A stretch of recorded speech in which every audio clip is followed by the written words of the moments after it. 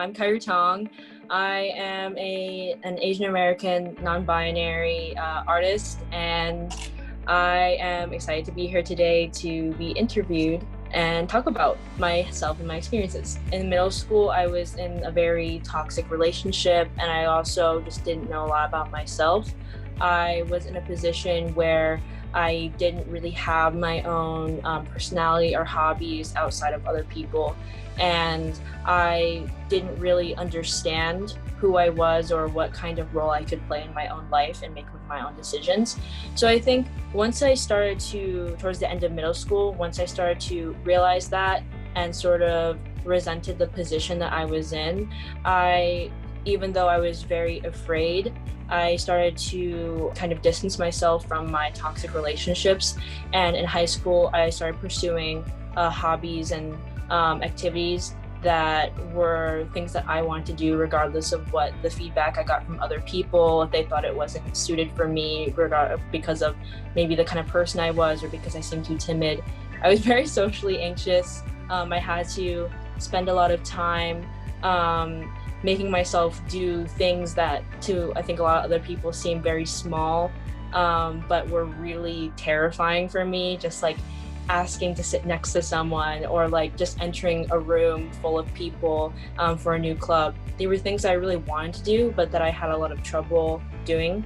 So once I just started small, I ended up expanding from there, and it made me a lot more confident and able to sort of not only just be more assertive in the way that I live my life, but also in understanding like who I am and being more introspective as to why I acted that way and how I want to act in the future. My entire life, I've lived in the same town. It's very small.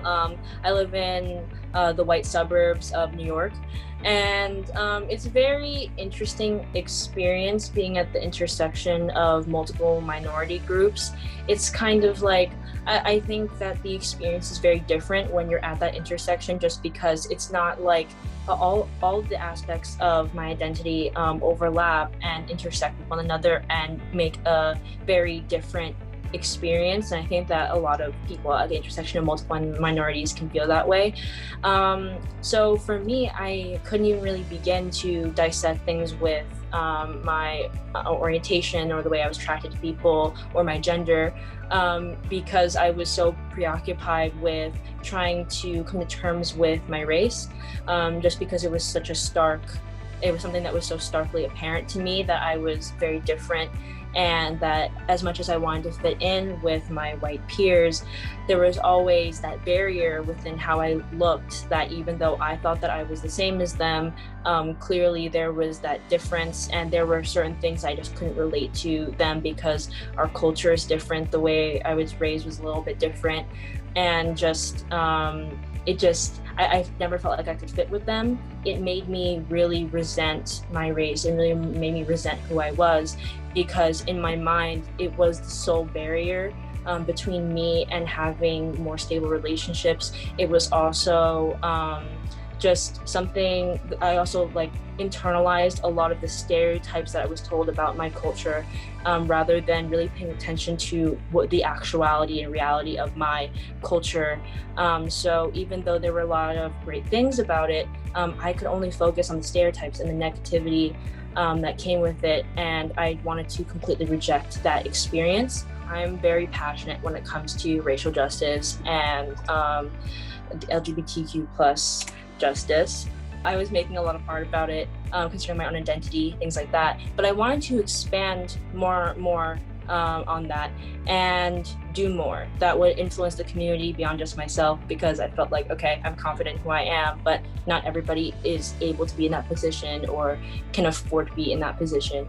What happened recently was, there's been a lot of violence against Asian Americans. It's been very brutal to sort of see that online, and also influencing people that I care about and that I know. My friend was hosting a rally for Asian American solidarity, and she did this in a local park. She asked me to join and read a poem. I made a poem that I think was very honest about my experiences, about, that sort of feeling of being very in the middle between your culture, never fitting in, and then even when you do, you're made to still be an outcast by the media. After that, I was invited by I believe, executive of the Human Rights Division in the Westchester County government. That's the county that I live in. And he asked me to be on a panel for talking about the Asian American experiences. I offered my experiences about being a student and what that was like. Once I got to high school, it was art that really helped me sort of figure out why I felt this way, and start to take pride in my culture, just because in my AP art class I started to explore Asian American stereotypes, and that ended up going into me paying more attention to the way that I interact with my family, and really I started to notice how much I enjoyed and appreciated my culture, and I realized how for so many years I was rejecting it and that I was really missing out. And some of that came from I visited Hong Kong, where a lot of my family lives, and I felt so at home in a different way than I do in America, where there were so many things like that just felt more familiar, whether it was food and like language, and the advertisements were people that looked like me. I'd never really seen advertisements with people that looked like me, and it was so nice. Even though at the same time I had these language barriers and people could tell I was American, so I also still felt that barrier. But it made me realize how much I was kind of closing myself off from that experience. And so once I became very prideful in that, it made it much easier for me to understand things like my gender and my sexuality and things like that. So I'm asexual, and growing up, that was another thing that I was very confused about, just because the way that people sort of talk about attraction just didn't feel the same as how I felt it, and I was very confused.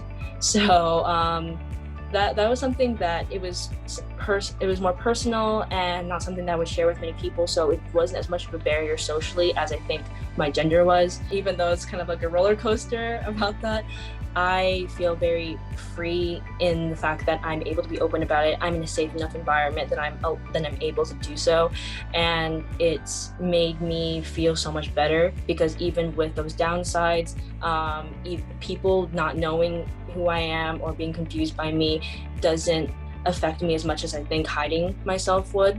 And I know who I am. The people I care most about know who I am, so I feel pretty great about that. Very excited about my future. I have a lot of plans. I'm definitely always kind of onto a new project. So in the future, I'm going to be attending Parsons School of Design. I want to use my art to help not only with activism, but just in general, like advocacy. So what I'm planning on doing as I'm going to design school, I am thinking about in the future possibly working at a nonprofit company, and maybe being some sort of art director there or something if I can, and really trying to get within the system of dismantling all the sort of terrible things that are going on within trying to combat racial justice and queer justice. But I think that regardless of what I'm going to do, I'm going to combine that creative side with that advocacy side, because I think that that's really my purpose of what I should do in my life. And so I'm very excited about that. I think that in all fields, we need to really fight for equality for all people, just because it's so important to be inclusive. And I am excited to go on that path, and hopefully, just learn a lot. Learn about that, learn how I can do better, because I will make mistakes, and learn how to be the best advocate I can be.